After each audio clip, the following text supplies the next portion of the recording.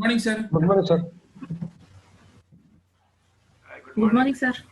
Good morning. Good morning.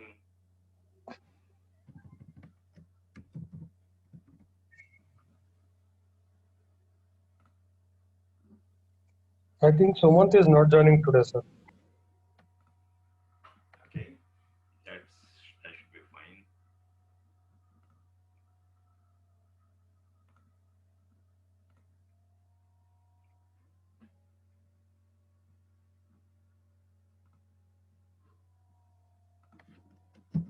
If Sumant is not joining, then everyone is on board. We'll start. Sir, your voice is too low, sir.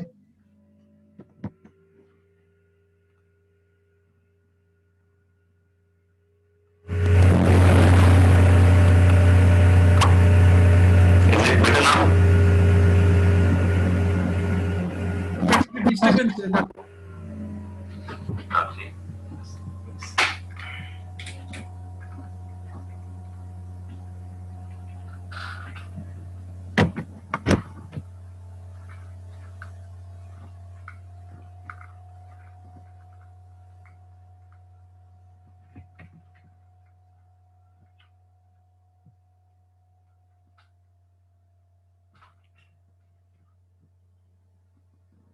Is it somewhat better now?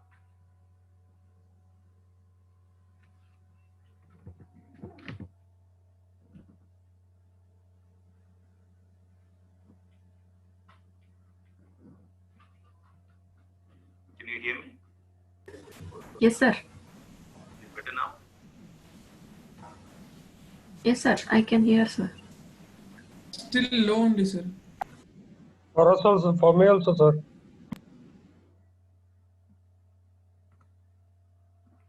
Okay. See if I can do anything else.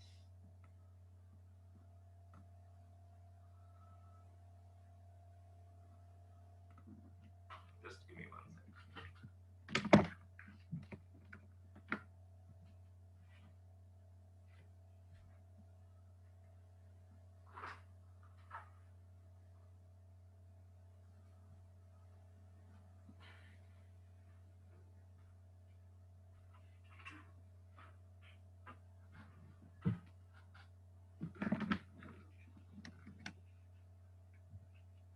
Is it somewhat better or still the same?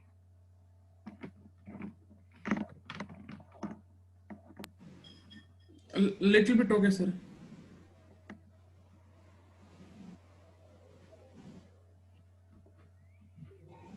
One second, I'll rejoin, sir. I'll disconnect and rejoin. Because I can hear your voices very clearly. So just wondering what the problem is. Yes, sir. Now, Krishna talk now. That was full sound and clear, sir. But yours is little bit low only, sir.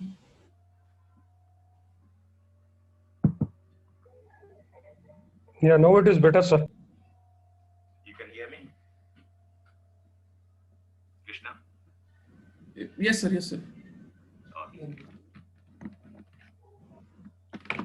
Sure. So, did you have time to go through the notebook and see, understand the flow of it, if not each code line by line?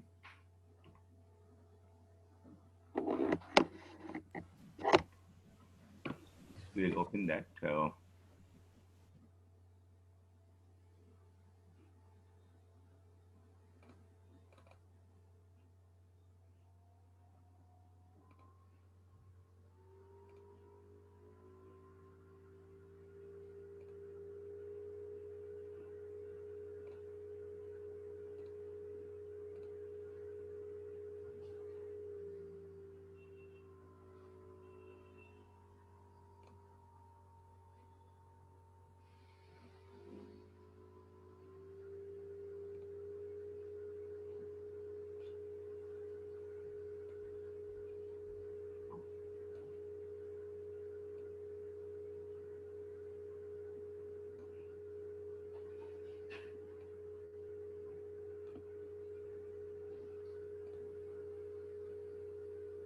Okay.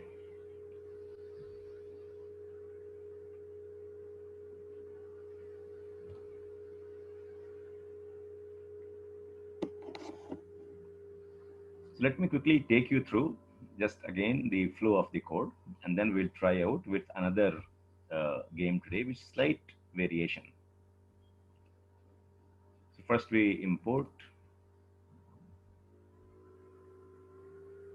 and I'm still struggling with the visualization part, that is this with the Pi virtual display.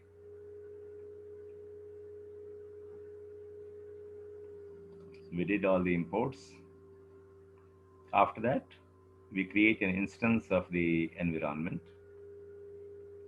And here we are creating the instance of the cardpole environment. As you will see that the only change that you will have to make for creating the instance of the environment is to change the game name. So if you go to the Gym website here all the different types of games is listed under the environment section here. So as you go to the website gym.openai.com, on the left side, you will see two sections, environments and documentation. So as you go into the environments, then you see all the different games for which you can do the reinforcement learning. So these are the environments which are being made available by gym.openai. So what we were experimenting with was this cardpole version.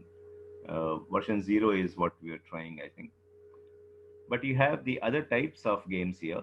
So you have Atari, different types of games you have, and you can write the algorithms to optimize or play these games and see whether you're able to improve the scores or not.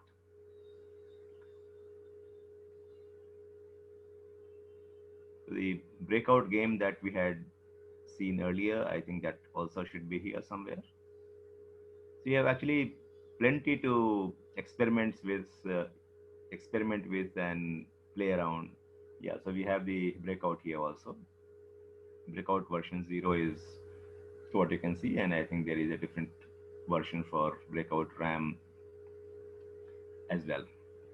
So here, as you can see, there are plenty of them. So if you have actually played a game earlier, in your earlier days, and if that is available here, it might be a good exercise to try to see that how well you played that game and how well you can train your computer to play the same game. So there are plenty of them, and I'm sure that at some point of time or the other, some of you may have played one game or the other. Today, we will use the same principle. We'll go through the entire process of how do you configure the agent and how do you train the agent for reinforcement learning. And then we will today try to see whether we can train the game in playing Pong. Okay. So here, as you come to the gym, then you will have different types of games. You have different types of Atari games. Then you have other games here. Any of these games look familiar to you, or any of you have played these games earlier? Sir, yesterday you programmed, no, sir, for reinforcement learning. That I used to play, sir. Okay, that cardpole. Cardpole means similar to that game. One more you had told, no, sir. Beating bricks means moving the wooden plank right, left. Mm-hmm. That game, sir. And also mountain car, sir. Okay, okay. Mountain car, but a more colored version, sir. It is black and white here. Sure. So you can go through the other possible games also, and maybe gradually, if you see these games, which is the Mujoko games, these are, so here also, if you see, this is appearing like some version of the same cardpole game, but here there are some other games that you can explore, and these robotics games also look very interesting to see that how the robo is holding a hand manipulation or things like that. So you can gradually advance to some more complex games, but the process will be more or less remain the same, and we will see that when we say more or less remains the same, what are the other kind of changes that you may have to make. Okay. So we come to we create an environment and we can choose the game for which we want to create the environment. Seed is what we are doing is just for the sake of being able to replicate the randomization process, not really a must process that you have to have. As you know that in the whenever we generate a random number, if you give a seed, then you would be able to regenerate the same sequence of random numbers. Having done that, then we can, the two things that we are very interested in to start with. Sir, sorry to interrupt, sir. Yeah. Sir, when we are training these games, that gym dot that site also should be open. Okay, so here in the imports, we are importing gym, and that's what Okay. gives the access to all the environments. If you see one of the imports, it is here, import gym. So once you import gym, then it gives you the access to all the environments which is available in gym.openai.com. So beyond that, there is no other programming required. So once you have imported gym, just as we import say NumPy or pandas, you get the access to all the functions in that library. Similarly, as you import gym, you get the access to all the environments which gym makes available. So from the programming perspective, it's actually very simple. You just import gym, and then you call the make function from the gym library. So we call, after importing gym, we use the make function, and then you give the name of the game as it is given in the gym library, I mean in the gym site here. So whatever name is appearing here, just you have to cut and paste, and the system now will have a environment of that particular game inside your notebook. Is that clear, Krishna? Yes, sir. Yes, sir. So from the program, Sir, yeah. I have doubt, sir. Here also you are doing expand dimension along axis is equal to 0, sir. Why is that, sir? Yeah, so here what we are doing expand dimension is the observations we are receiving is in this format, which is 4. We have not initialized, so let's just do that.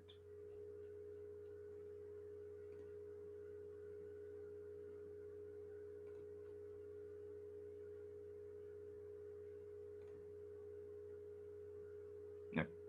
So here you see the shape of the observation is it is just a single array of 4 elements. Now, what we do is that when we are storing these things into the, into memory, so what will happen is that if we expand this dimension, now it becomes 1 and 4. So earlier it was just a single dimensional element or single dimensional matrix with 4 elements. Now we give another dimension to it so that I can go on storing several 4-dimensional objects or several 4-dimensional arrays into that particular array. So it becomes a 2-dimensional array, and I can store that single dimensional array multiple times. That is what we are doing. As we go into the program, we are storing all these things, isn't it? So that's the only reason that I'm expanding the dimension and I'm making a 2-dimensional array where each element will be array of 4 elements. Get me, Anand? Yes, sir. Yes, sir. For storage purpose, we are expanding the dimension.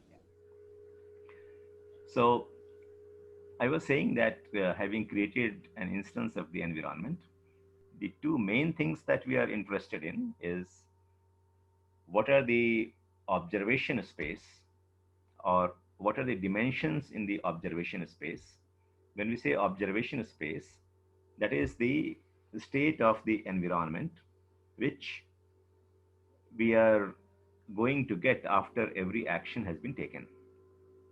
So what is it that defines the observation space?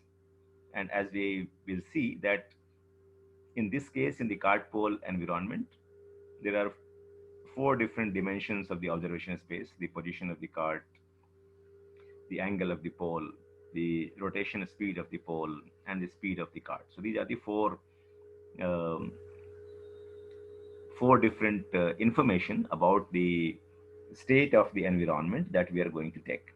So the cart pole, we have only two different objects which is moving around. One is the pole and one is the cart. And the position and the speed, these are the two dimensions of each of these objects, which makes it four dimensions of that state. So at any state, if you want to know that and what state the game is, I would be seeing that where the cart is, what is the speed of the cart at which the cart is moving, where the pole is, what is the angle of the pole, and at what speed the pole is rotating. So these are the four things which is defining the any given state in the game of cart pole. In some other games, I may receive the observation in a different format. So in this game, we are receiving the observation or the dimensions of my observation is these four things that we talked about. As we go into some other games, what you will receive is only the image.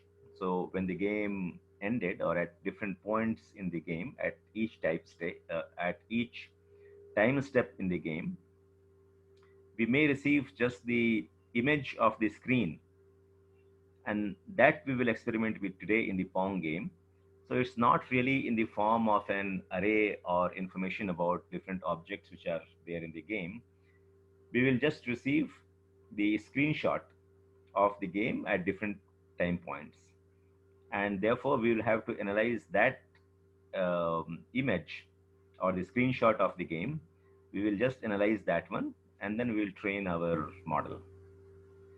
So that takes us to another level of training, where we can train the game by just taking the screenshots and analyzing that screenshot. It means that just by getting the pixel information of the screen, no rules about the game, no other information, still the reinforcement learning model would be able to learn how to play the game.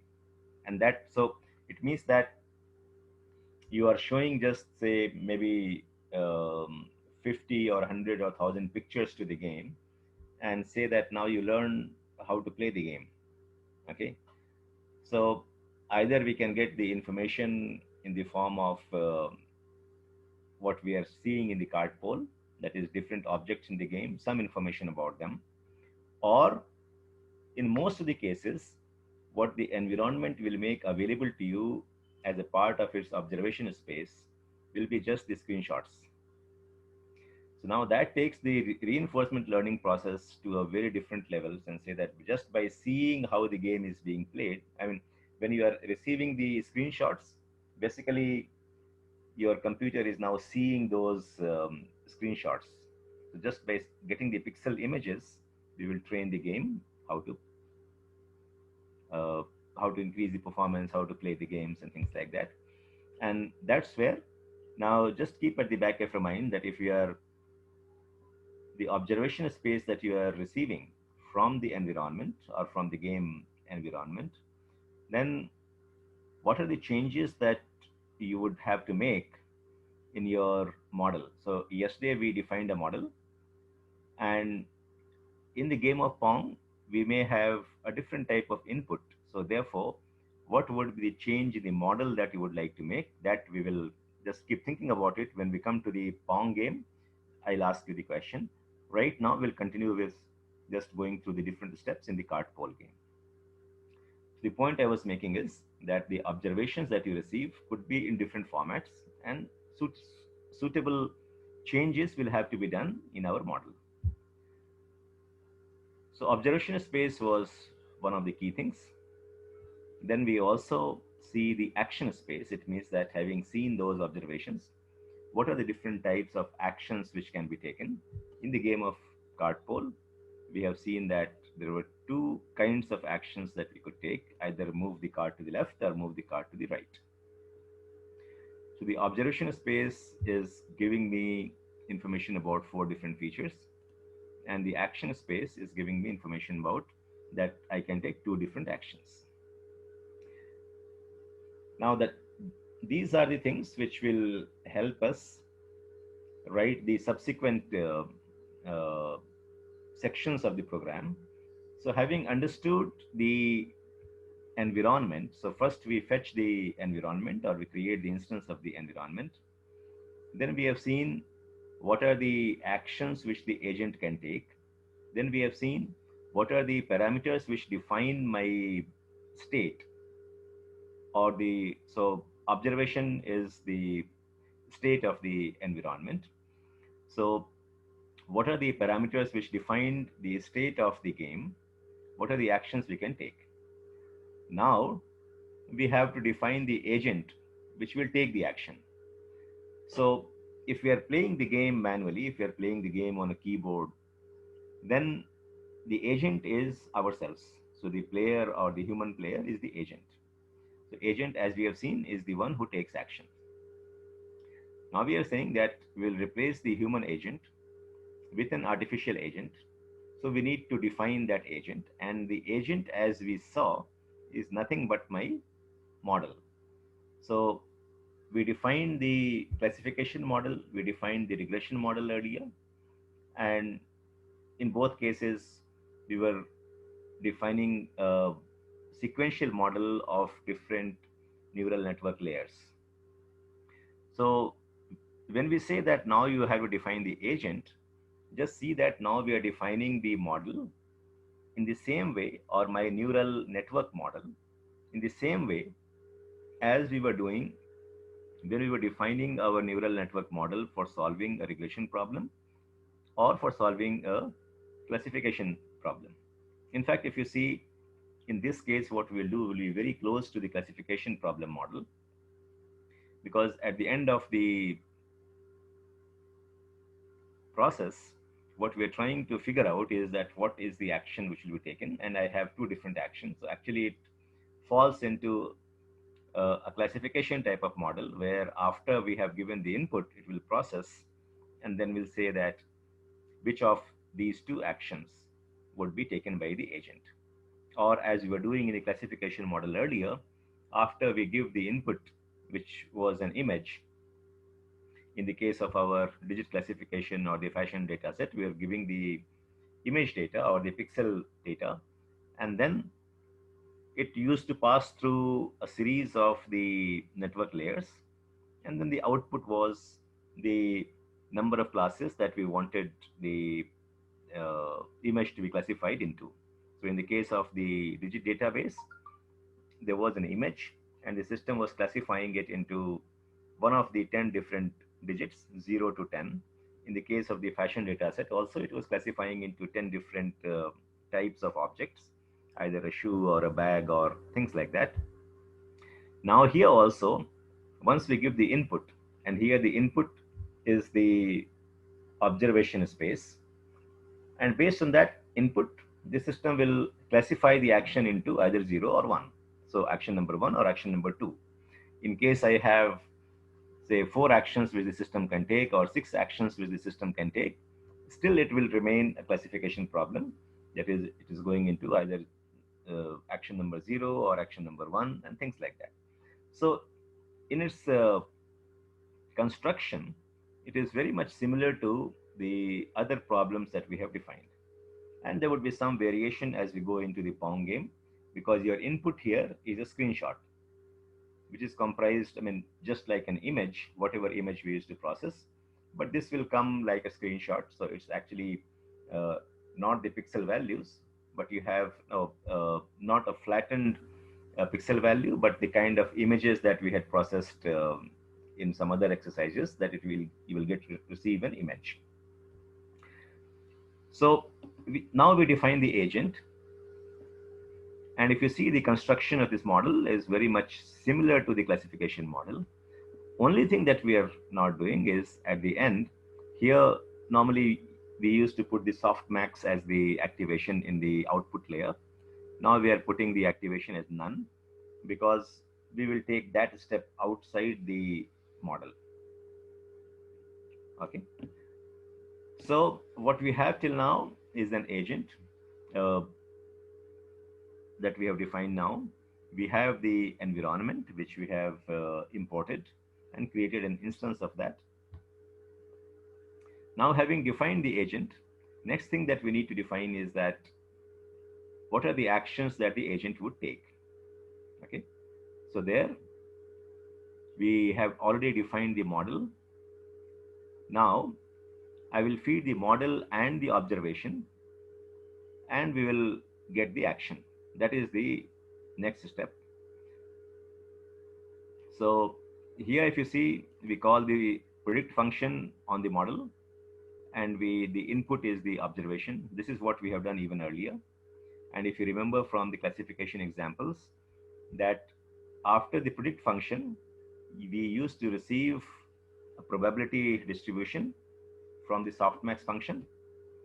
So it used to give us that what is the probability of the input object being a shoe, what is the probability that the input object is a sweater, or whether this is a bag, and whatever was the maximum of that, that is what we use to classify the object into. So if it is saying that the probability that this particular image is actually a shoe is 0.89, and the probability of it being say jacket is 0.01, that is what the output we used to receive. And then the system used to take the highest one and say that this is what the object is. But what you used to receive is the probability of the given input being one of the output classes that we want to classify into. And based on that probability, we used to say that it is most likely to be a shoe or most likely to be a bag, isn't it? So similarly, now we will call the predict function. As a part of the predict function, it is giving me the log probability. We are converting that log probability using the softmax. So that's what I was saying here, that one way could be that here itself you give the activation is equal to softmax, and we will receive this output. But why it has been segregated out? Because I need one additional step to go through. That is what would be the actual action. So after getting this probability, what we are doing is that we are asking the system to select an action based on the probability distribution that we are giving here.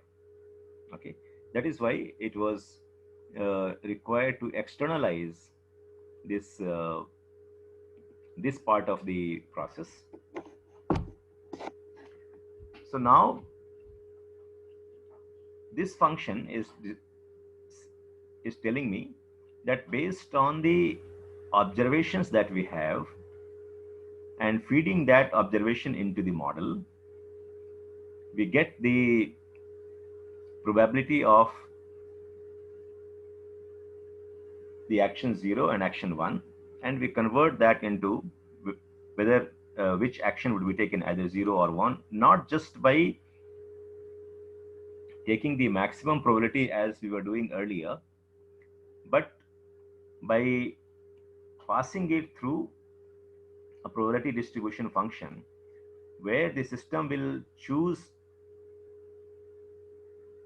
from that probability. Sometimes it will choose, so suppose the for the two items 0 and 1, if it returns, the probability is returned as say 0.1 and 0.9.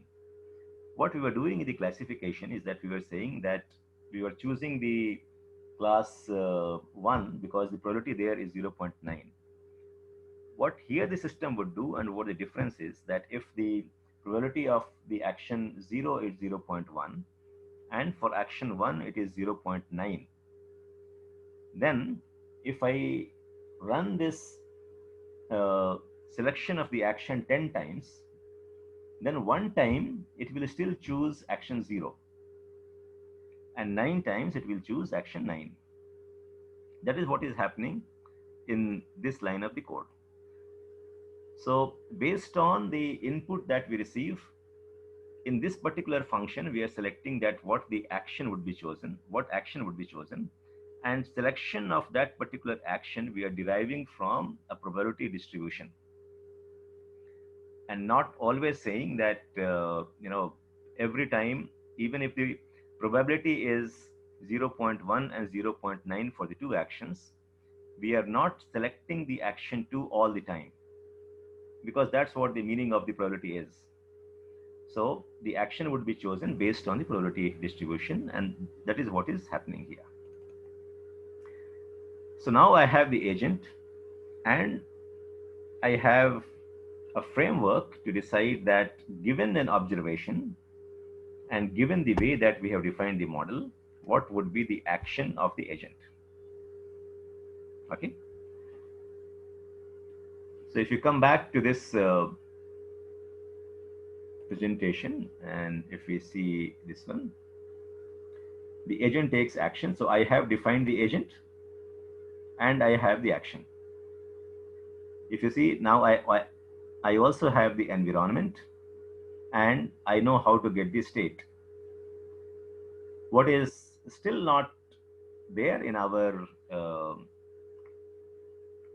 framework is the rewards. Okay, and unless I have the information about the reward or the computation of the reward, we will not be knowing that what is the reward, what is the loss, and therefore the optimization of the model. So if you see the different elements that we require, I have got the environment, and I know how to get the state.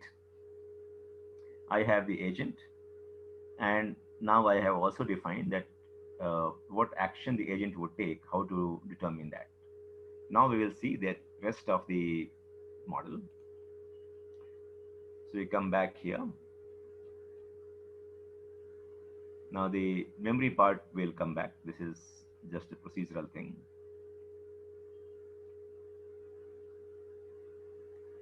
And now here we are computing the reward.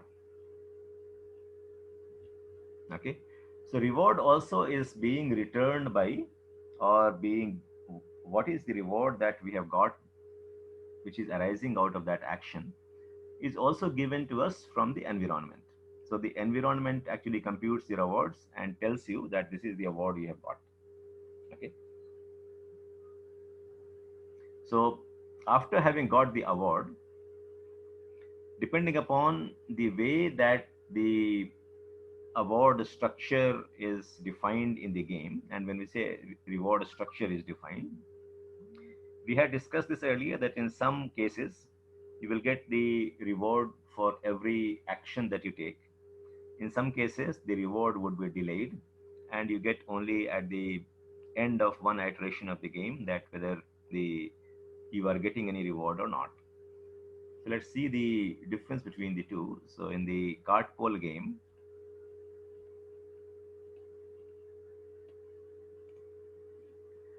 so in this game, with every action, we are receiving a reward.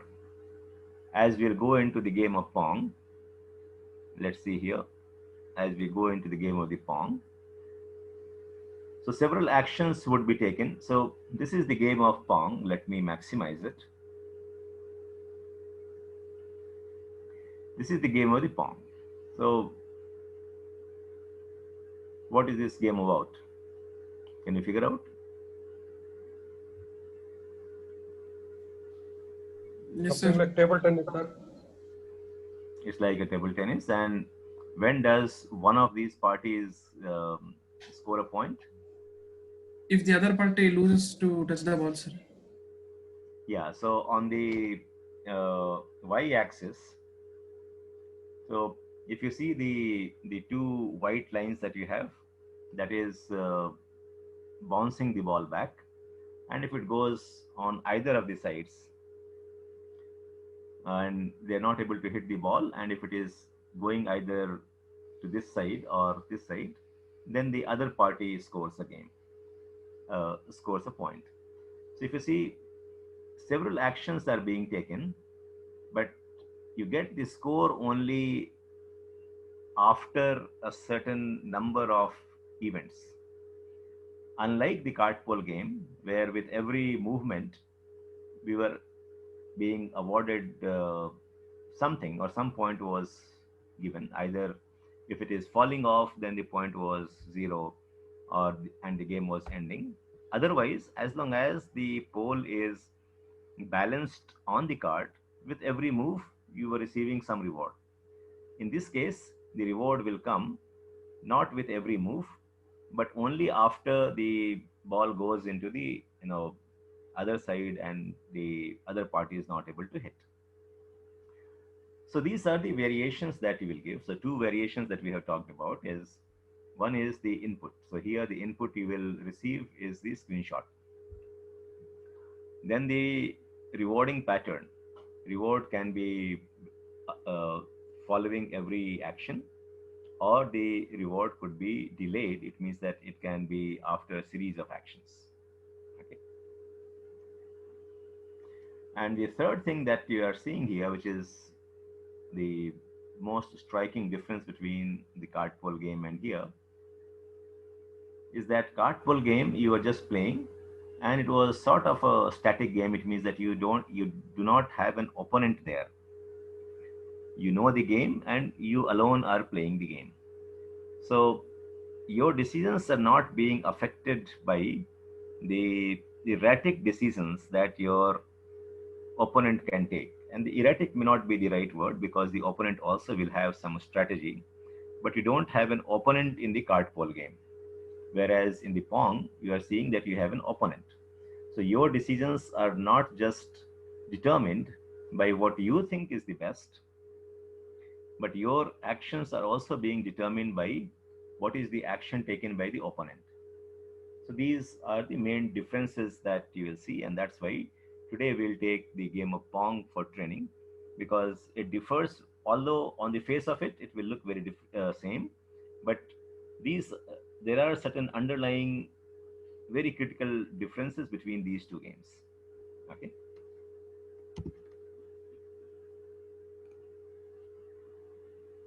So we come here.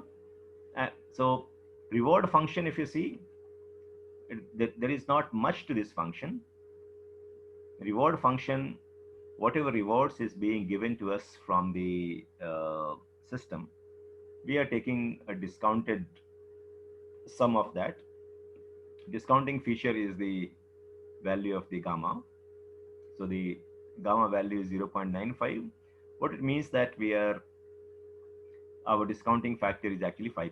So if you recall our discussion on whether the 1,000 rupees today is equivalent to 1,005 rupees 1 year from now, because the interest rate is 5%, and therefore I should be neutral between receiving 1,000 rupees today or 1,005 rupees 1 year from now, which also meant that 1,005, if 1,005 rupees 1 year from now is equivalent to 1,000 rupees now, and therefore 1,000 rupees 1 year from now would be equal to somewhere around 995 rupees.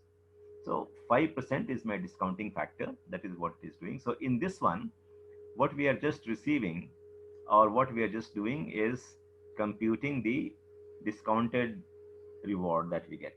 So at every time step, I get some reward, and therefore I am discounting it by time step. So here we are computing the discounted reward. So if you don't want to use the discount function, then anyway we are storing all the rewards at each time step. We can just take a simple sum, and this part of the code would not even be required. Okay. So to start with, it may be simpler to just take the simple sum without discounting, and then at the next stage you can go into the discounting function. So if you're not discounting it, this entire function is not required at all, because anyway in the previous one, if you see, we are going on storing all the rewards after each time step, and then we have to just take a simple sum of all the rewards that we have got. Okay. So maybe in the first iteration that we do, we were able to hold the pole on the cart, maybe for some 5 different actions we take, and the card did not fall, so maybe we get 5 points. In the next game, maybe we were able to hold for a bit longer and we got 7 points. So even if we don't use a discounting function, I think it will not make a very big difference to you. But still, the ideal thing is that we give more weightage to the rewards that we receive earlier in the life cycle. So first time I go right, I take that as a 1 point. If I receive the second point in the second time step, I will give that 0.95. And if I receive the same thing in the third time step, the same reward of 1 in third time step, I will treat that as maybe close to 0.9 because I'm going on discounting that by 5% every time. So this part of the code is just giving you the putting a discount factor and finding out the total reward after discounting. Okay. So now I have the process of knowing how much is the reward. So the things that we have done until now, that we define the agent, we define how the agent will take action. Then as a result of that action, we have seen how to receive the observation from the environment. And the second thing is the environment will also give us the rewards. So we have seen how to store these rewards for computation, that how much my total reward has been. Either we can take it just a simple sum or we can use a discounting factor, but the purpose of both of these is to know how much is the total reward we have got. Okay, so if we come back to this one and go back to the same diagram that we were referring to earlier here. So now if you see, I have defined the agent, I have defined the action, environment we have imported, how to get the state of the environment that we have known, and we have also now handled the reward. So it means that I can start playing the game now. Okay. So with these, you will start playing the game. But if you don't have a learning algorithm or the training function through which we will continue to define or continue to improve the performance of the agent, what will happen? The game will continue to play randomly, isn't it? And you will not see any improvement in the behavior of the agent, because as yet, although we have defined the environment, we have created the complete infrastructure so that the game can be played by the agent. So we can remove the human intervention and the game can be played by the agent. But you will see that the agent is playing the game randomly because it is not learning from its experience. And that's where the machine learning algorithm comes in. And we say that after every episode of the game, let's sit back, let's reflect and see if the performance of the agent can be improved. Okay, that's what will be defined in the, now we will take up the, we have the rewards. Based on that, we'll compute the loss, and then we will train the model so that it increases or it enhances its performance with every passing episode of the game.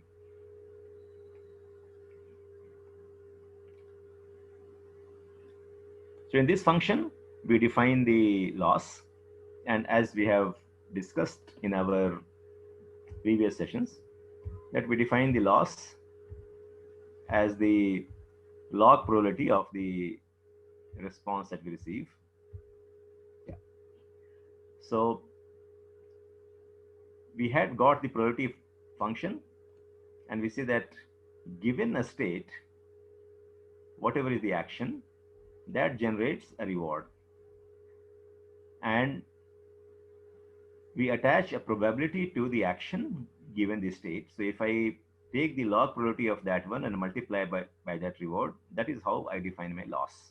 Okay. So exactly the same thing we are doing here. So we are taking the log probability and taking the negative of that. That is what we are doing here. So the minus log, and that defines my loss. So these two lines of code is just converting your rewards that you are getting. It is converting that into, so given the action, given the rewards, and given the logits. Logits was the probability. So given the probability, given the action, and given the reward, we are computing what is the loss. Now, having got the loss, we are training the algorithm. And what do we do? The back propagation. So here, if you see, this training process in the neural network is nothing but going through the back propagation, because as we take the forward pass for any of the neural network, it will do some computation and it is giving me the output. Now we are comparing that output with the expected, with the actual result in the case of regression or classification. We are computing a loss. And then after I have the loss, then we do the back propagation to see that how the gradients can be altered or how the weightages can be changed so that in the next run, I will be able to get a better result. Okay. So this step, this function is for back propagation. Now, earlier I had mentioned that why we did not come across this part of the code when we were doing the classification problem, because there the fit function was taking care of all these steps automatically. So the fit function is a very handy function to use. But if you want to control each and every parameter in the training process, then here we are just segregating each and every step. So what is the step? The first step is the forward pass. So forward pass is being done by my model, isn't it? So model is performing, when we define the model or when we define the agent, this is what is performing the forward pass, because it receives the input, then it passes through the first dense layer, then the second dense layer, and then the third dense layer, which is giving me the number of outputs. So the output layer will have the 2 nodes here because the n actions is equal to 2. So that's the forward pass.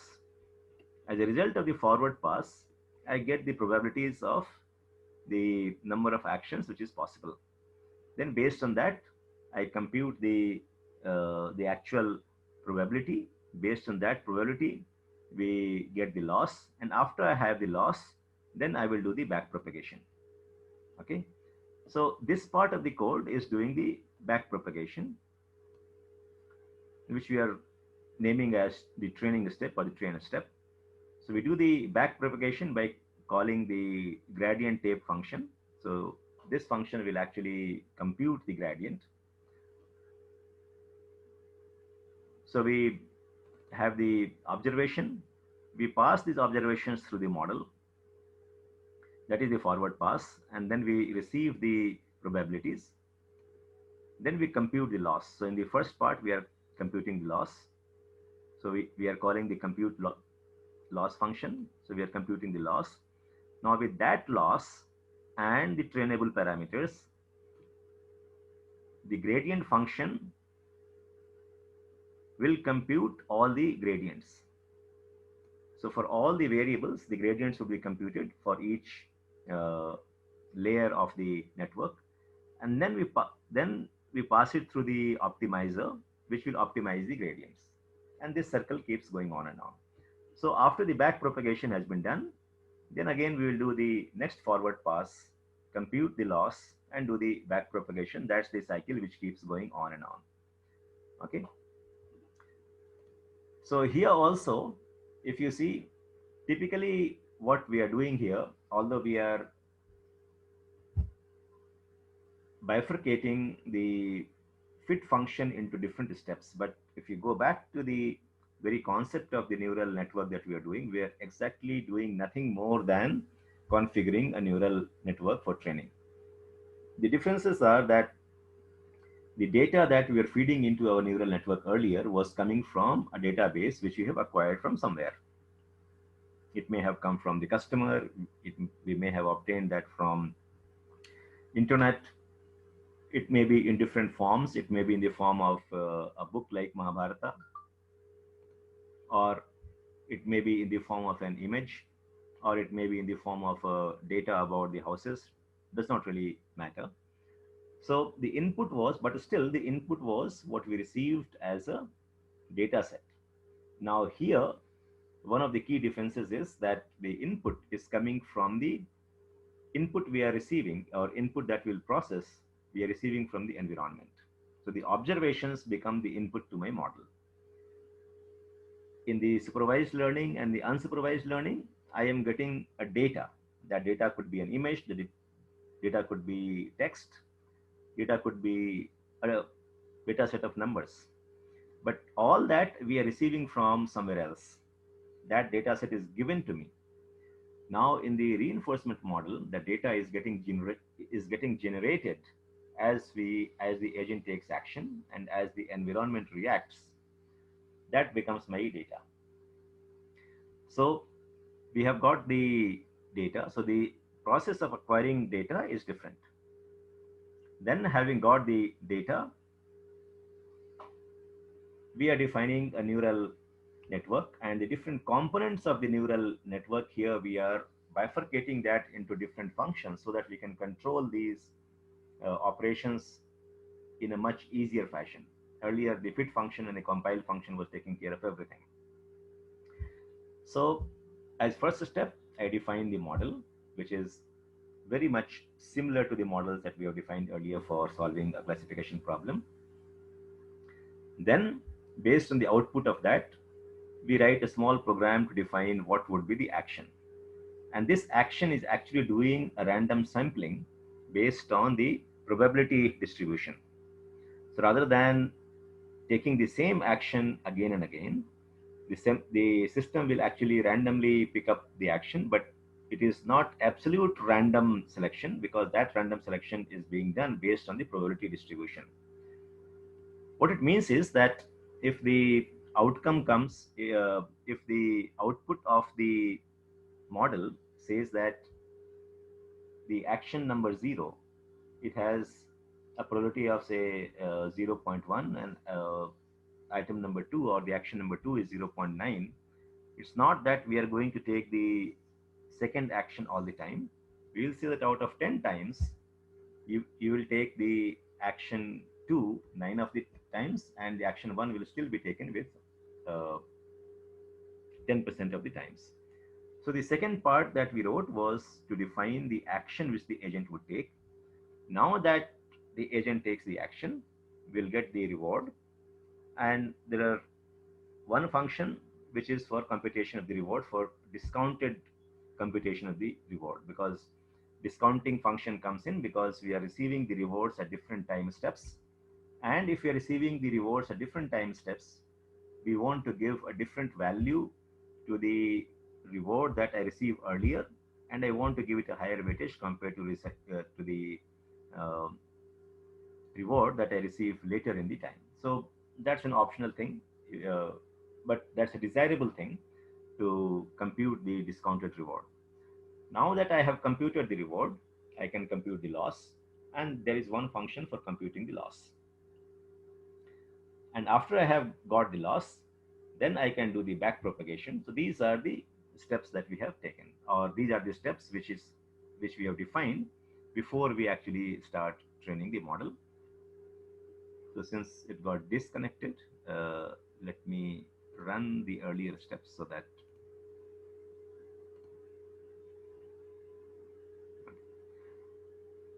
after having run that, then we can start the process of training, which we do here, that for how many episodes we want to train. So yesterday we said that, okay, let's train the model for 500 steps or 500 episodes or 500 epochs. This line was just for plotting. We clear the memory, we clear the existing instances of the model, and then we come here and we say that continue to play until certain situation has been met earlier, or until I ask you to break. That is how the program does. Then the first we get the action. So I have got the observations here. If you see, when we start the episode, I am getting the observation from the environment. That observation is being fed into my model. So I call the choose action function. So with the help of the model and the observation, I get the action. With this action, I again, so this action is fed into the environment. And then the environment gives me four things. What is the next state of the environment or the next observation? What is the reward I have got? So this action would now be processed in the environment, and it will tell me what is the rewards from the action and what is the new state of the environment. And then if because of this action the game has ended, then it will give me it will return that done is equal to true. It means that game is done. Now you need to either start either end or you start a new game. So that will be the new episode of the game. So if the game is not done, so suppose the environment returned that game is not done, it means that I can continue to play. And then it will continue to play. So this same activity would be repeated until the game is done. And with each step, I am going on collecting some rewards. But suppose the environment says that now the game is over because you have, either some condition has been met, either the pole has fallen or the cart has moved beyond the acceptable range, then it will return as done. So once it is done, then I have all the data about the previous episode of the game, what steps I had taken, what actions I had taken, and all of these things I am going on collecting into my memory.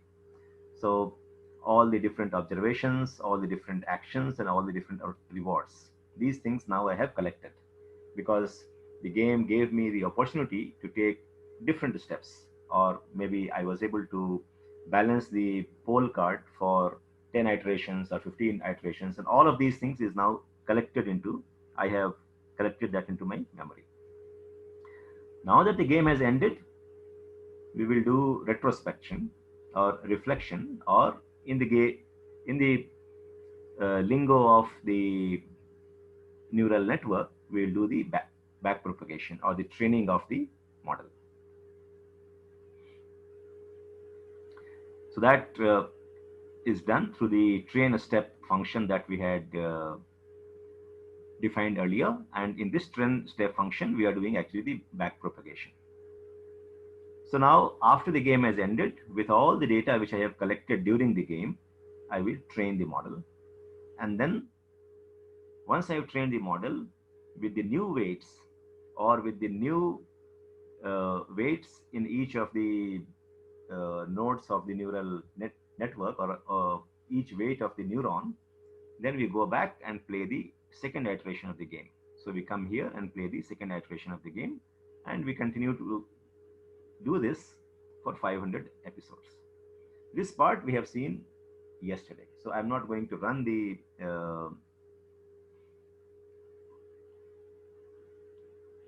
training steps here again because it will take time. But as we had seen yesterday, that in about 500 iterations, I was able to improve the performance. And improve the performance means that earlier in the first few episodes, I was able to collect only maybe 25 to 40 points or 40 reward points. As we went through several steps of training model, now we see that our agent is actually learning to play the game better and better and better with every passing episode. And by the time we reach the 500 different episodes of training, then rather than scoring on an average say around 30 or 40 reward points, we are starting to receive about 200 reward points. And that shows that we have made substantial improvement over about 500 iterations. And this model that we had defined was a very simple model. It was just a two hidden layers. One was having a 64 node, and second one was having 32 nodes. A very simple model. But if you train this with a more, with a deeper neural network, with more number of nodes, and introducing few things like um batch normalization and dropout, then maybe the performance would be even higher. And these are the things that you should actually experiment with. So where your ingenuity will come in is how do you define this model? Yeah. So here, as you can see that, and I shared with you that initially I experimented with only one layer, and in 500 iterations, it was not going beyond 100. So the reward points that it was able to collect was not going beyond 100. Then I added one more layer of 64 nodes, and then the performance has improved, almost doubled, and it is able to now collect 200 points before the pole actually falls. And I have not used any of those batch normalization or dropout, which we normally do to refine the models. So these are the things that you need to experiment with. That can you really improve the performance and make it to say from 200 points to 500 points and things like that. Just be cautious of the fact, as we saw even yesterday, that the time taken for training the episode later in the life cycle becomes longer and longer and longer, because the agent has now learned how to play the game better, so it is able to balance the pole much longer. So maybe for the initial few iterations, just in 2 or 3 actions, the pole was falling. But as it is going through the training steps, in the later episodes, it is able to balance the pole for much longer, and therefore each episode is also taking much longer. So you can't collect say 200 points by just playing 2 or 3 iterations of the game. So because you are collecting more points, it means that the agent is playing the game for a longer duration, and therefore your training time will actually go on increasing as you for every iteration, for every episode, the time taken for training would go on increasing. That's what we had done yesterday. Now let's go to the, now that we have the framework, with that framework, let's try to train another agent for playing another game. Okay. So some of the components we'll be able to use as is from the previous model, and some of the things we may have to change.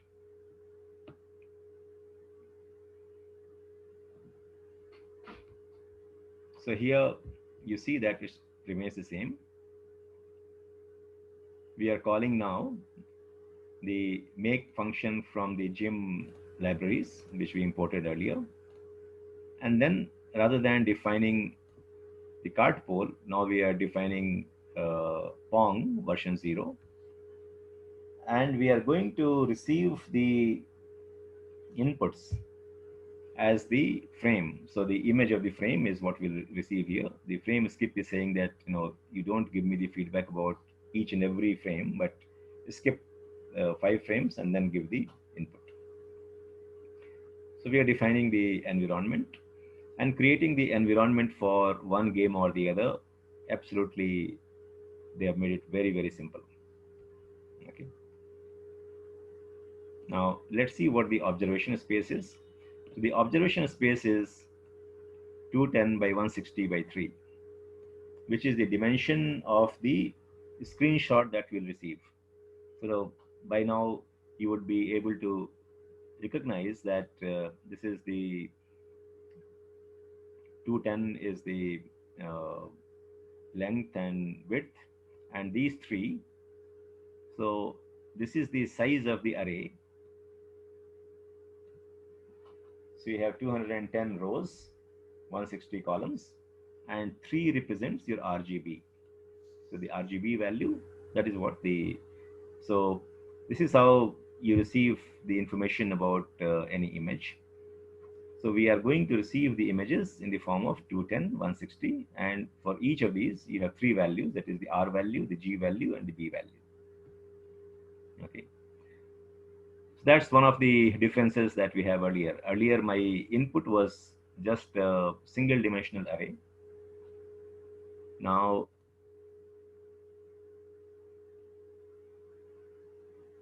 the action space here is that we can take 6 actions, not just 2 actions to the left and right.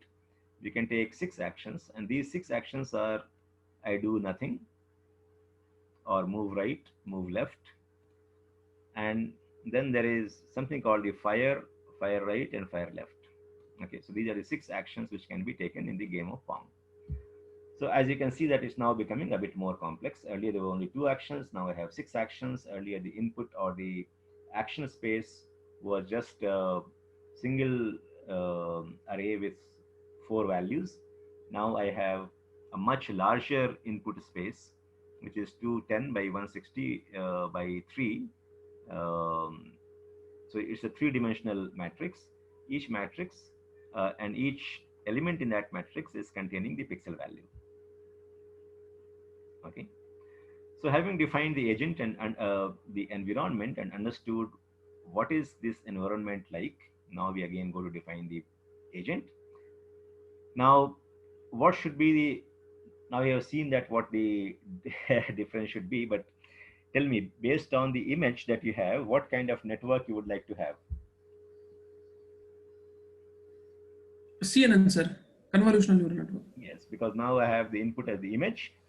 So I will go for the CNN, and that's how we define the CNN here. So a simple CNN we define.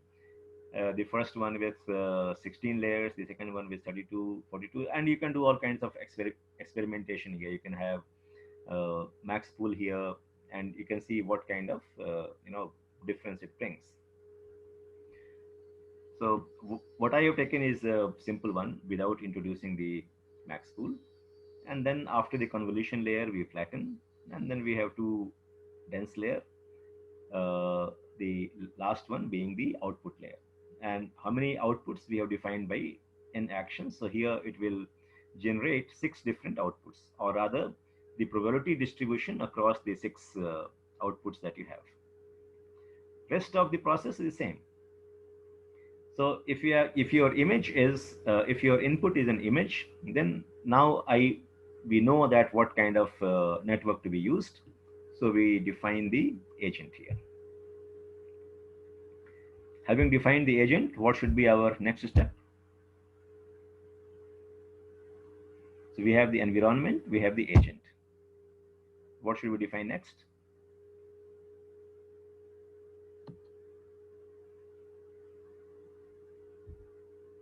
Tell me. What does the agent do? Reward. Agent will take an action. Yes, sir. Okay. So the action function, we can retain the same as it was earlier, because in the action function, what is that we are doing? We were taking the logits and we are converting that into probability. And then given the number of actions that we have, it was taking based on that probability distribution, it was saying that your action should be either 1 or 2. But that was a more generalized kind of action, which does not really require any change. Yeah, so if you see here, choose action, there were only 4 lines of code. We feed the observation, then we get the probabilities, and based on that probability, I choose an action. And here it is, n actions is defined in a generic fashion. So I think it should just work for the Pong also.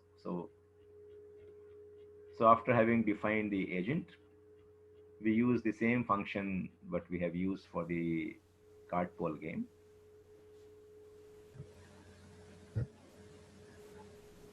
And then we come to the reward function.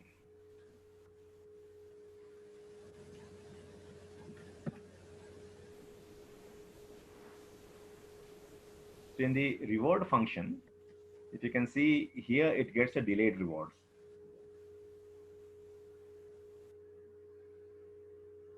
Okay. So we get the reward not for every action, but we get the reward or the point it was being added to in the card pull game. So if you come here, and as you saw, Here the reward was coming at a delayed uh, time step and not against each time step. So that's the only change we'll do here.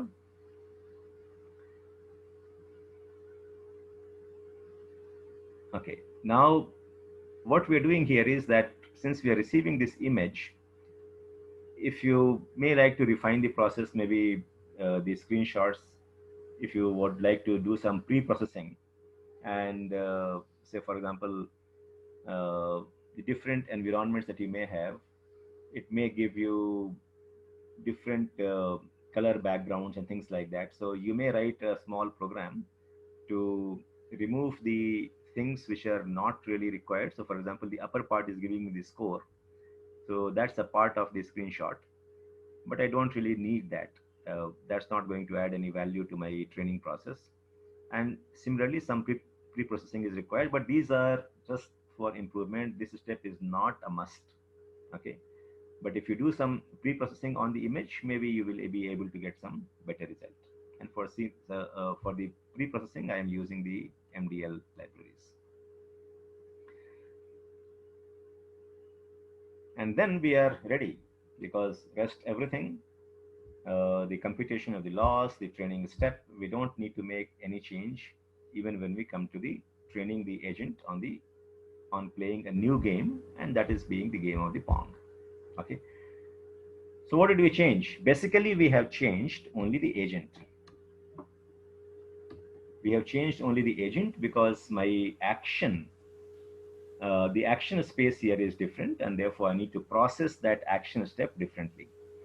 So essentially, if you see, we have changed only the agent. The action functionality we are going to reuse from the card pull game. Reward functionality, we have to just take care of because we are getting a delayed reward. So even there, we don't have to really make any change. I mean, and if you want to keep it simple, even the discounting process is not really a must process. So in the first step, we should leave all these refinements and just do with the basic thing. I mean, I am telling you from the grasping these steps and being able to train your model. If you're getting confused with discounted reward, leave aside right now. First do with no discounting, just calculating what the total reward you got. That's it. After that, if you see, there is no difference between the Pong model and the card pull model. And that is now, it brings you to another beauty of the entire reinforcement learning, that for learning two different games, you don't have to really change much. You have to change just the model, and rest of the program actually will work as is. So with a minor tweak between one game and the other, you would be able to now train your agent to play not just one game, but various games. And once you have trained the model in, say, receiving the input of the screenshot, between several of the games, you will just receive the same input, but the screenshot of different games would be different. So a screenshot of the Pong game is going to be different compared to the screenshot of some of the Mujodo games and things like that. But in most cases, you will receive either some series of numbers, just like we received in the card pull game, or you will receive the image of the screenshot, which will come to you in the form of an image. So if you are able to build a strong enough CNN model, now with the model that we have for the Pong, you will be able to train your agent to play not just Pong, but different other games, because your input is going to be just the screenshot. And the screenshot of the one game would be different from the other, but still it is screenshot, and I don't have to make any change to the model. And that would be the next level of thing that you can do, that by just writing the same, but by using the same notebook, you should be able to train the agent on playing different games. So let's try out this one. I'll just ensure that we have all the initializations are done and we are ready to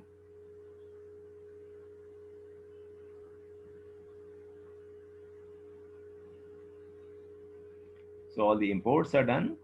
Environment, I will use the Pong environment, so I don't need to do anything here. The agent is going to be different, so I don't need to run this program.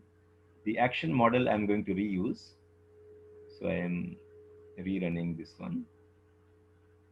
And memory we are going to reuse. So we'll do this.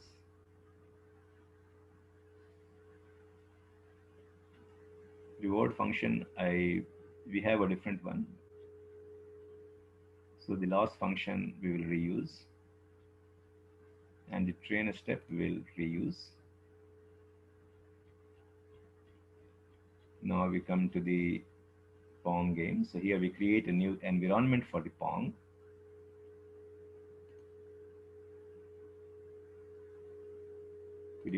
We see what is the observation space, we see what is the action space.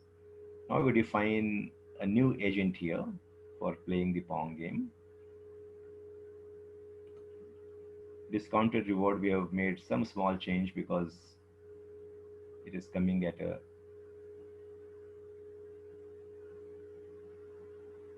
and just to show that we will do some pre-processing. So we'll receive the image like this. The pre-processing will convert this into an image like this. And that would be done during the training process itself. And now we are ready to run the training process. Again, going through the code here. It will take a longer time.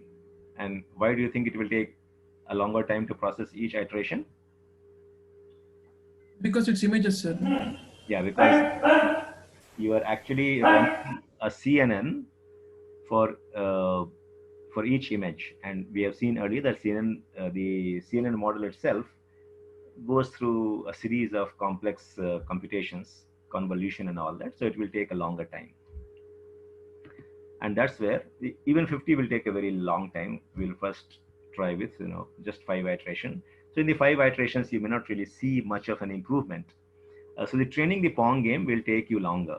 In fact, you should try out with maybe a deeper convolutional network and more number of iterations outside the class. And you should maybe budget for about 3 to 4 hours of training. Only then you will start seeing the good result. Because this one, if you see, we are doing the magic of just reading the screenshot and then asking the agent that you learn how to play the game by just seeing the screenshots, which by itself is quite amazing. And the training time for the Pong game will take you about 3 to 4 hours on the Colab. I'm not very sure. I think Colab allows you to run for up to 12 hours.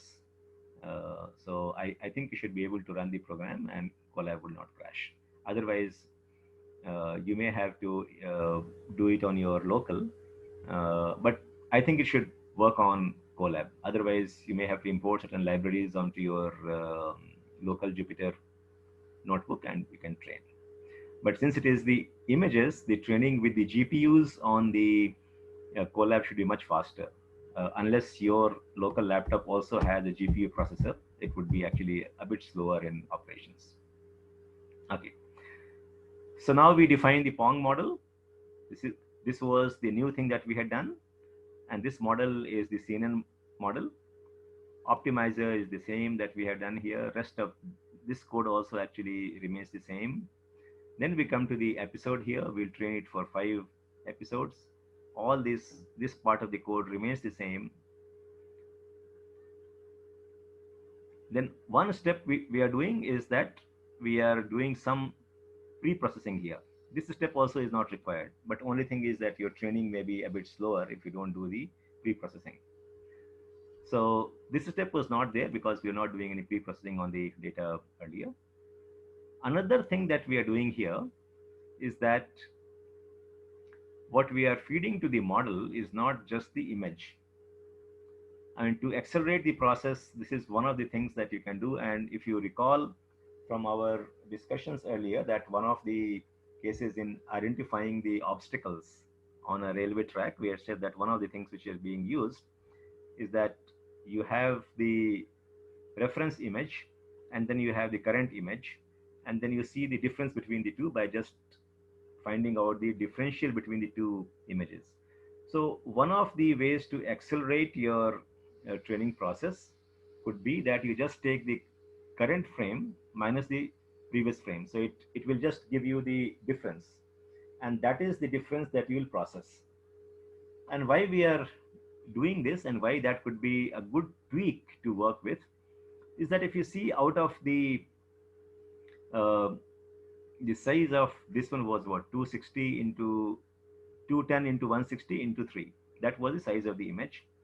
But if you see what will change, and most of the screen is actually just you know blue spots here in the pre-processed image. If you see, so maybe about 95% of the pixels don't really give me any information as such, because they are just blue or gray dots. What will give me the information is the difference between the two frames. Otherwise, I will go through the entire process of running through all the 210 into 160 by 3 different pixels, which possibly, which I don't really need to do, because most of these are blank spaces and not giving me any additional information. And that's why one of the smart tweaks which is being which we are doing here is just taking the difference of the current frame and the previous frame, and that is what would be fed into our model, not the entire image. Okay, so when we are deriving the action, we are feeding only the change between the two images and not the full frame. So that will help us accelerate the training process, because the difference between the about 90-95% of the pixels will actually will be the same. So I don't really need to process them. I can just eliminate them. Rest of the thing is the same here also. As we feed the action into the environment, it gives me the 4 information: next observation, reward, done, and info. And after that, the code is the same. So with this minor tweak, let's try to train the Pong model.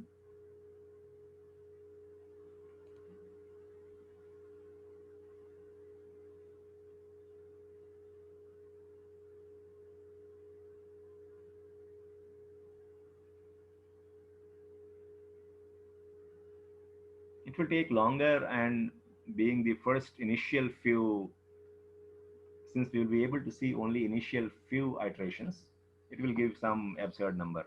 So let's not get too much worried about what the rewards are there right now.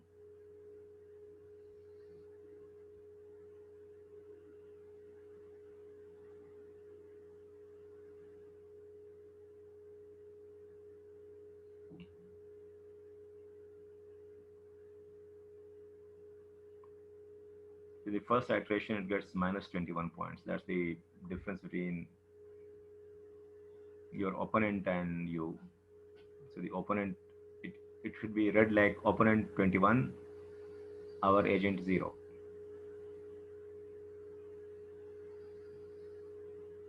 In the second iteration also, it's like that. And at that point of time, the game is actually ending.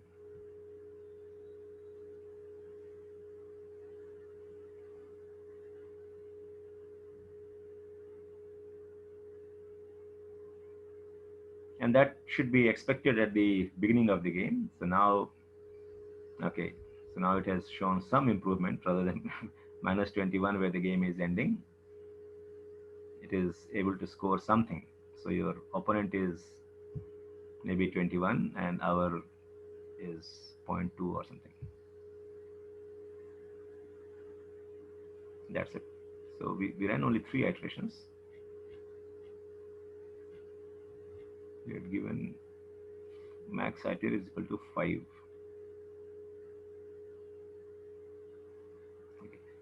So that is how it will do. Maybe what I will do is that I'll just keep it run until we take questions and answers. So make me here as 20. Let it keep running so that we see that whether there is some improvement or not. So what we have seen over the past 2 sessions, yesterday and today, is that how to train an agent in playing a game. And we have seen two different variations of that. In one case, it is giving me the input in the form of an array of numbers, or the observations are coming in the form of an array of numbers. In the second iteration, or the second game that we are training, the input or the observation or the state of the environment is being given to us in the form of a screenshot. Now, just by processing that screenshot, we are asking the agent to learn how to play the game. Okay, and you would see that that becomes possible, although it will take you much longer to train. Now, we should see that following the same process, while we start with maybe a trivial thing or trivial appearing thing like how to play a game, but this process is not going to be any different when we want to train an autonomous vehicle to drive itself on the road, because there also the agent can be written in a fashion that the agent can be defined, and we can create an environment which will give us the reward or punishment, as we have seen in the case of the driving the car on the road. So we can create an environment where we are just playing a game where the car is going on the road. Now the question is that if the car can find out its way on how to drive on the road in a game, and if I transport the same thing, or if I am able to transport that into the real car, in the real autonomous vehicles, how different is that going to be? Now, as we discussed, that this is where some gap exists even today, that if we are doing a simulation here, then transferring that into the real car, and then we still have some gap in smoothless, no, a very smooth transition from the simulation model to the actual models. So that problem, many of the researchers are working, and I think that problem also should be solved very soon. But the context was that we are starting with a very trivial looking thing, that we are training an agent to play a game of cartwheel or a game of pong. But if you see, by extending the same process, we could be able to use a robo to do different things in a factory or different things in a house. We could possibly use a robo, and you have seen the video, although that video was not completely the actual robo. It some sort of some extent of choreography was involved, but it can play a game of table tennis. And then if you use your imagination, then the possibilities become endless, that what all things can be done with the reinforcement learning. So those are the possibilities existing, and different people are working on solving different small things. And now you see that while the supervised learning, unsupervised learning, clustering, all those things that we're seeing was mostly in the computers itself. We were getting data, we were processing data. Now with the reinforcement learning, you are seeing that how the computational world is getting connected to the real world. So here the computational actions, now we need an intermediate layer, which will say that once this action has been decided by the machine learning algorithms, how do we translate this into movement of the robotic arms, or movement of the steering wheel, or movement of the braking wheel? So that's where another piece of the software from the robotics or from the motion control system comes in, which will say that, okay, if the output of my machine learning algorithm or the output of my reinforcement learning agent says that you turn the steering wheel by 5 degrees to the left, then how does it really translate into that motion? So the output from your machine learning algorithm will be only say 5 degrees left, or say minus 5 degrees. For the instruction for the steering wheel is minus 5 degrees. But how does that minus 5 degrees actually translate into actually the movement of the steering wheel by 5 degrees to the left? That is where the problem is still, not fully resolved. I mean, a lot of work is going on there. So my output would be minus 5 degrees. That means that my steering wheel should turn 5 degrees to the left. Now converting this instruction into the real movement, that is where the robotics comes in. That is where the motion control algorithms comes in, which will connect the output of your reinforcement learning instructions into the real movement of the robotic arms or the real movement of the steering wheel. That is where the the two worlds get connected. Now that part of the uh, solutioning is not in the scope of the machine learning. That will go into the scope of your robotics and the autonomous vehicle or the automation of different objects. So that will go into that domain. In the domain of the reinforcement learning, or in the domain of the machine learning, is that given the different inputs I'm receiving from the environment, what should be the action which my agent would take? So in this case, the agent could be a robot, the agent could be an autonomous vehicle, and how your output would be actually translated into the motion of the robotic arm, or the movement of the steering wheel, or the how forcefully a brake or an arrow or an accelerator would be pressed. Those things are not completely falling into the realm of, or not in the area of machine learning itself.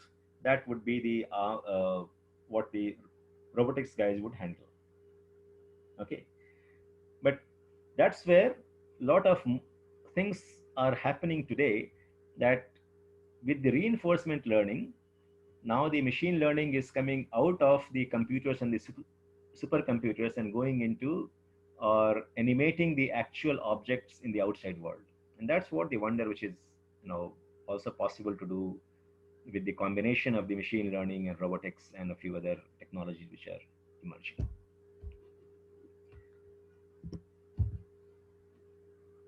So I'll open up for questions now. As you are seeing that now there is some improvement happening here, not a very drastic one, but yes, the machine is learning very slowly. And as we have seen even in the earlier one, that for the about 150 iterations, even in the game of card pole, the system was, the progress was actually small, and after that it actually accelerated. Okay, the same thing is happening in the game of Pong also, but it's good to see that my agent is learning. There is some improvement from minus 21. It is now able to at least score 1 point against say 21 of the opponent. Now we are able to score at least 1 point. So it will go on learning, and I think 20 iterations are already over. Yeah. So while we are doing the discussion, let me keep it 100 and let this run. Yes, so open to question and answer, and we are coming to almost an end of the reinforcement learning also. And with this, coming to an end of the entire course as far as the different concepts that we wanted to learn. We will take the next few sessions on going into covering some small things that we had dropped on the way. For example, the bagging and boosting. Also going into maybe a little bit of mathematics of the back propagation. Then I had promised you a session on the GitHub with Shubham, so that we'll arrange next week. Yes, sir. And after that, based on the questions that you may have from any of the things that we have learned from beginning till now, either from the fundamentals or from the classic algorithms or from the neural network. So depending upon the questions, if you have, then we'll have those sessions. Otherwise, the theoretical part of the course, or the theoretical and designing the algorithms, that part of the course actually comes to an end. I will identify certain projects on which it will be good to lay your hands on and start practicing, because till now you have been in the guided mode.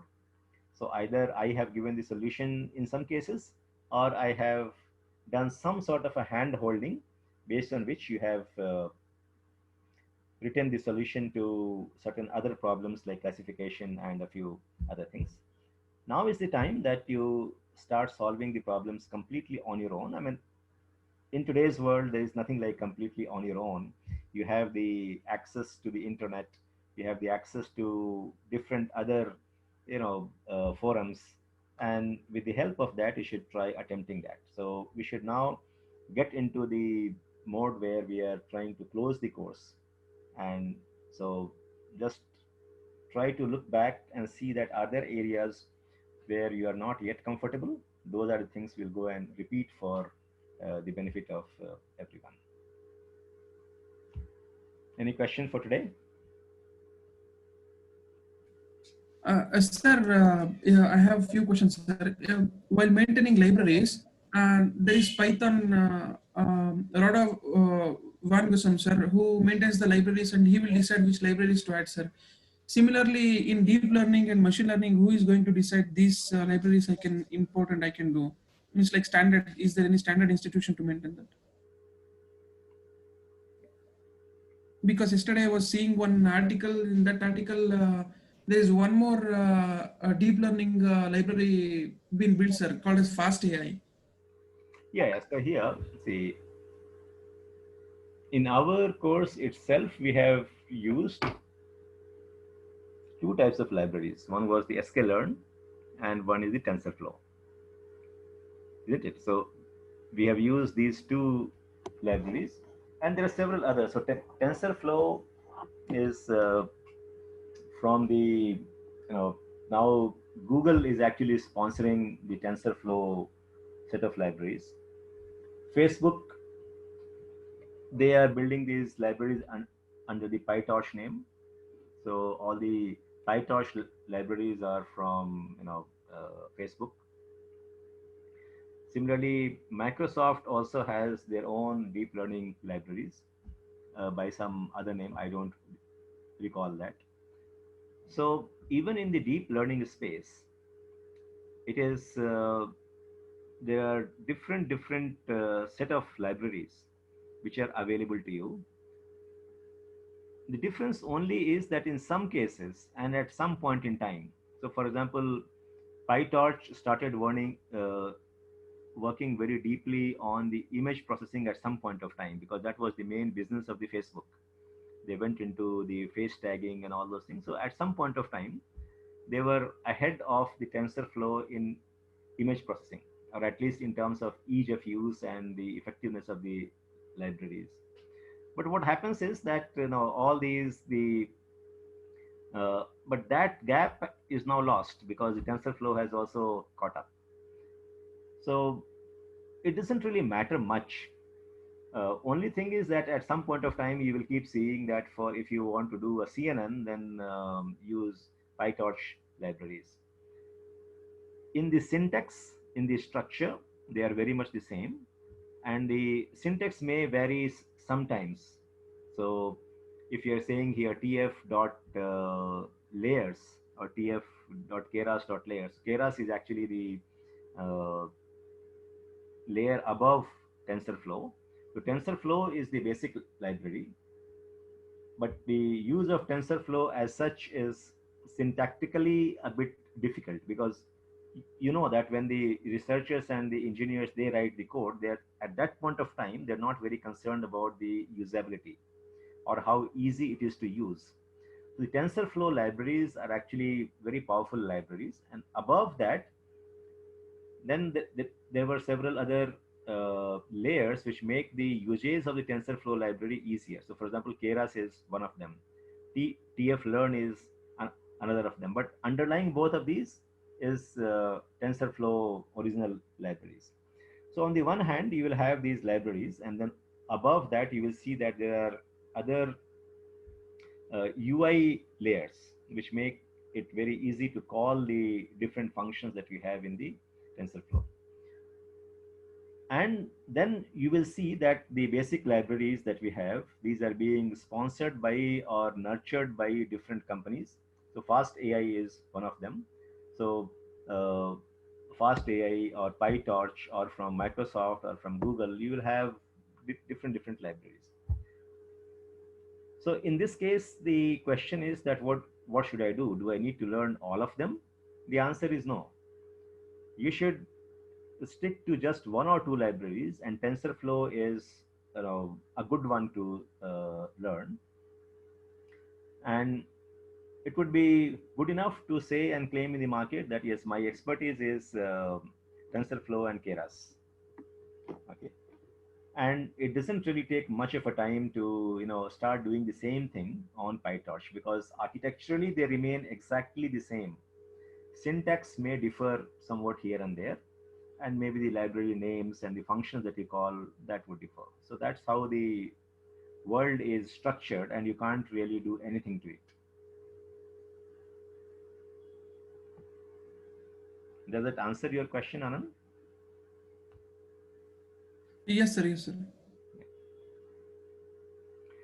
So you have seen that even in the case of the data visualization, we have the option to use Matplotlib, or we could use Seaborn. Yes, sir.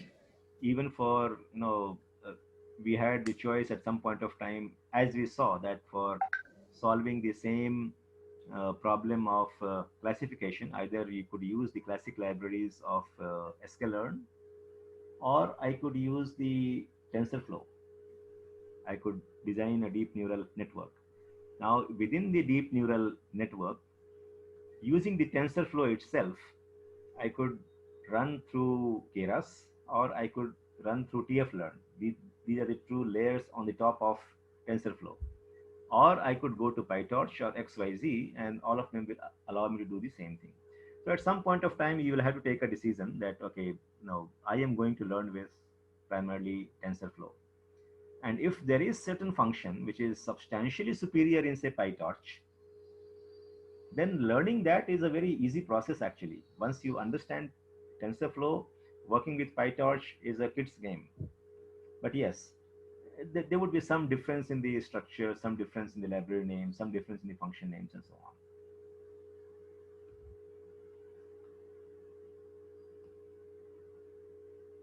Any other question for today? Sir, last time I had asked that doubt, sir, when we are adding dimension for CNN, if we add 1 to black and white, and how to add 3 to that color images, sir.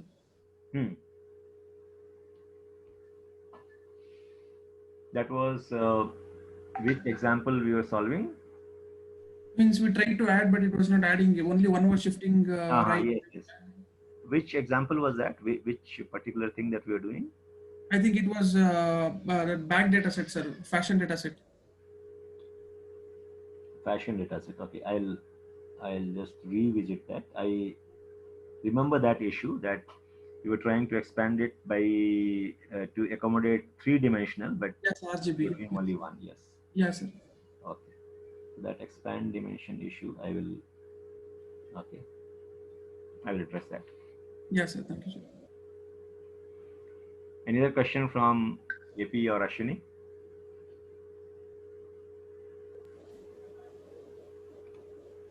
No, sir. Okay, so my expectation from you over the next week is that obviously you should experiment with a few more games in training your reinforcement learning agent. But now it's the time that you start seeing from the beginning of the course, and it's almost about 6 months that we started. Go back to each of them, jot down your questions, and I would like to spend maybe next 2, 3, 4, as many sessions as you want in clarifying those doubts.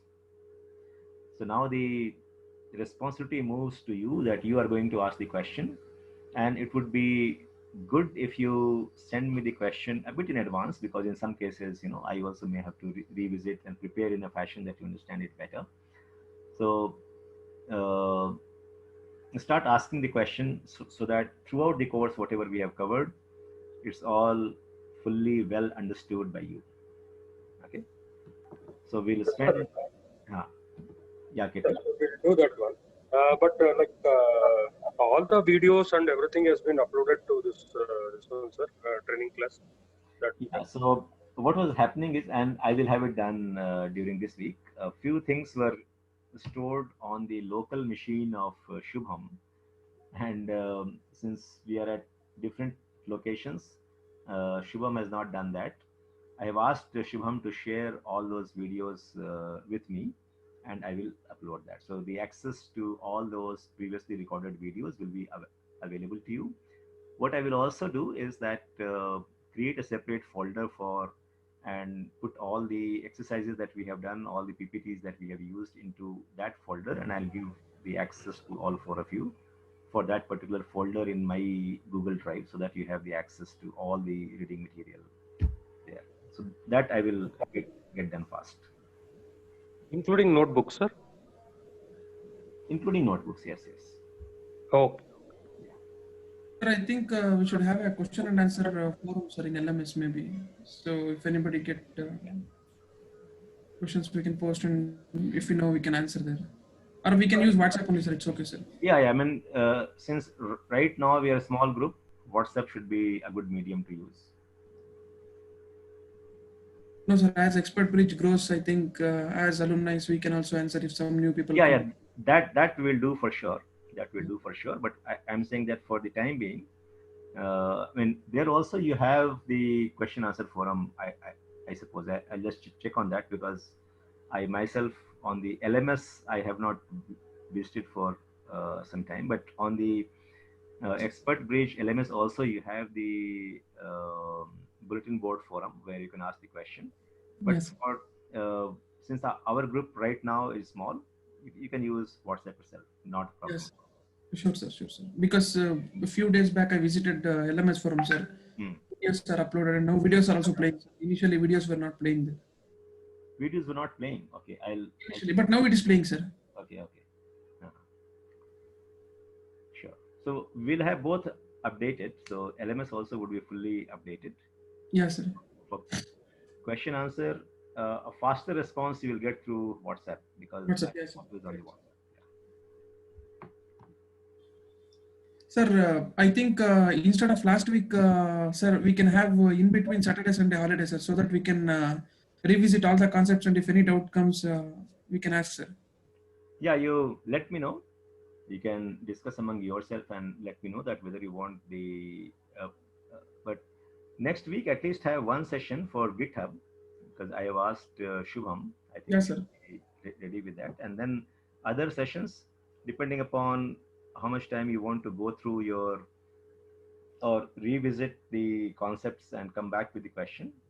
Yes, You sir. can have it anytime. Yes, sir, because if one weekend, Saturday, Sunday, we get holiday, now in one weekend we can complete SQL, and in 1 week we can complete deep learning, sir. Sure. Then let's plan it this way, that next week on Saturday, let's keep this GitHub session. Yes, sir. And next week we'll have only one session. So you get the whole of the next week and the week following that. And then we can have one session maybe on Saturday or Sunday. Yes, That sir. way also we can plan. So it gives you more time to revisit the concepts and come out with the question. Yes, sir. Yes, sir. Yes. Yeah. But I would appreciate if the questions are shared maybe a WhatsApp. day or two in advance, so that Yes. I also get the time to prepare and bring out things which are more relevant. Sure, sir. Sure, sir. No, sir, if we have around 5 to 10 questions, we'll share it across. Yeah, Probably then we can upgrade on that. If we have more questions, we can just continue appending that. So we'll do separately, Anand, let him do separately. Myself, I'll do separately. Let Ashwini do separately, so that it will not confuse everybody. Whose question Yeah, it is, or Sure. Or you can now, if you have a set of say 5-6 questions, and if it is too long to type on WhatsApp, you can just mail it to me.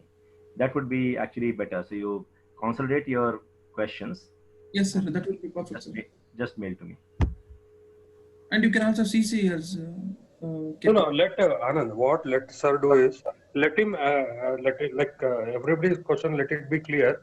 After answering all our doubts, then he can share with us. Okay. That would be better. Okay. Sir, what do you say, sir? Yes, yes. I mean, for me, anything which is working for you is good for me. So share with me on the on email. Then I will consolidate those things, and then maybe I can uh, announce to you that on so and so date we will take up these questions, so that you, some pre-reading that you have to do, that also you can do, and we'll know that what to expect in the next session. Sure, sir. Sure, sir.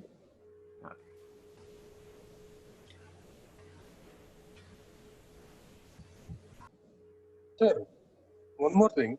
The other day, Anand was asking, like, as he was playing Clash of Clans, so with that screenshot, we can reinforce, we can train the, but how to do that one, sir? Because here we got this environment for game, but for that, how to do that one, sir?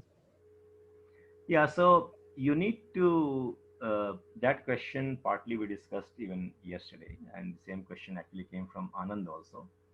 Is that Yes, suppose this gym Sorry, environment, yeah, so suppose this OpenAI gym environment were not there, which is giving me the observations and the rewards as a response to my action.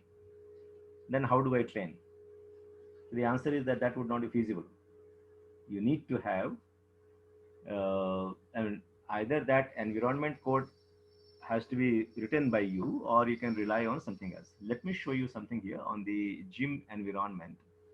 For each of these, whatever is the code which is giving you the response, or the code of the environment, is all available in the open source. So since we were talking about that was in the classic control, let's take this card poll.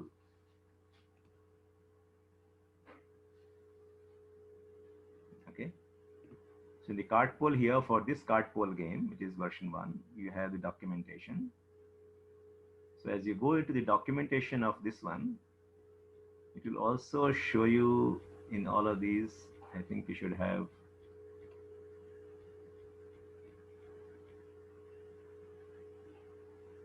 gives you open in GitHub. Just let me see.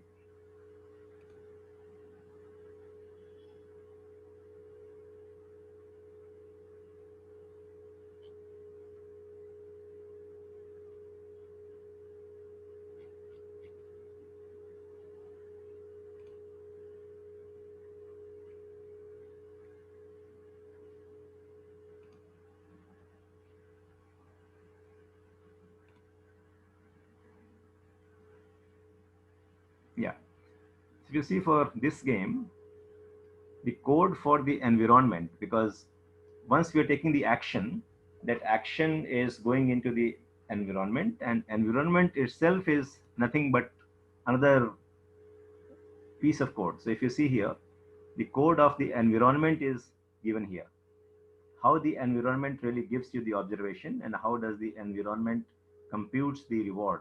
These are the two things that you are getting back from the environment, apart from certain information about how many actions can be taken, or how many, what is the shape of the observation space. The main thing that the environment is doing is that once you take an action, the environment tells you what is the reward and what is the next state. Now, to be able to do that, you have to have another piece of code which will process your action and say that what should be the next state and what should be your reward. Now, if you don't have an available environment, this piece of the coding also will have to be done by you or somebody in your team. So if you see, this piece of the code is actually the code of the environment.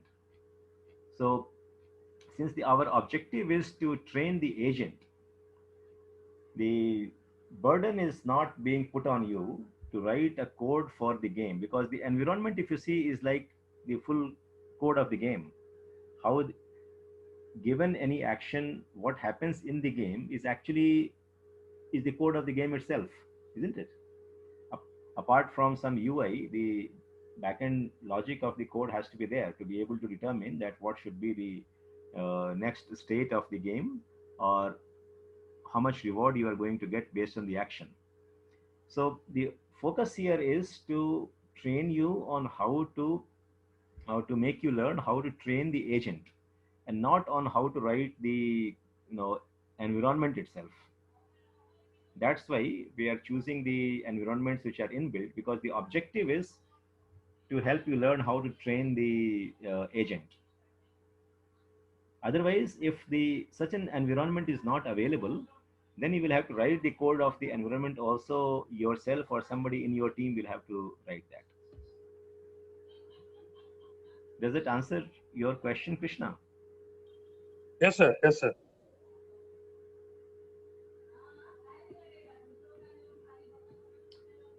So the good part is that the nowadays a lot of things are available in open source, and in things like OpenAI, Gym, and many other places. You have a lot of things available in the open source. So before you start doing anything, you should look for whether somebody else has done a similar thing or not, and then you start doing something on your own.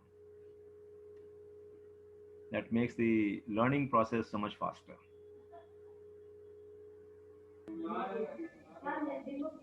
Sure, sir.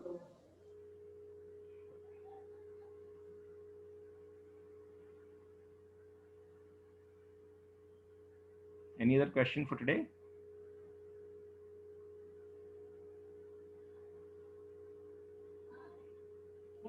No, sir.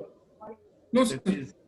If there is nothing today, then next Saturday we'll have the GitHub session, and after that we will have the subsequent 2 or 3 sessions on question and answer.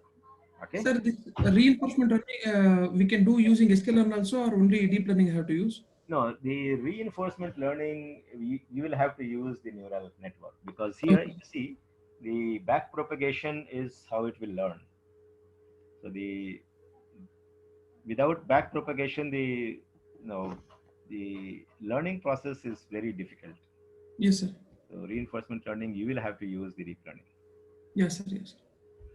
Okay, then we'll end the session today, and next week we'll meet for the GitHub session. Sure, sir. Okay, thank you. Okay, sir. Thank you, sir. Thank you very much.